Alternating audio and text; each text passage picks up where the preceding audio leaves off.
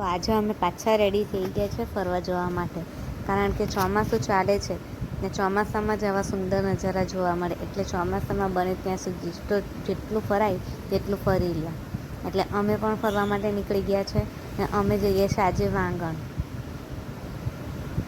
ને જતાં જતાં રસ્તામાં એટલા મસ્ત મસ્ત નજારા અને પર્વતો આવતા છે. પછી અમે જતા હતા રસ્તામાં વાંગણ તો એક નાનો અમથો ચેકડેમ આવી ગયો ને રસ્તામાં એટલા બધા ખાડા છે ને એ પૂછવાની વાત નહીં.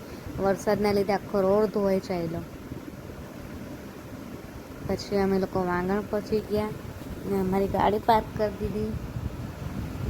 પછી ધોધ થોડોક અંદર હતો એટલે ત્યાં સુધી અમારે ચાલીને જવાનું હતું ને પગો એટલા લપસતા હતા કીચડના લીધે.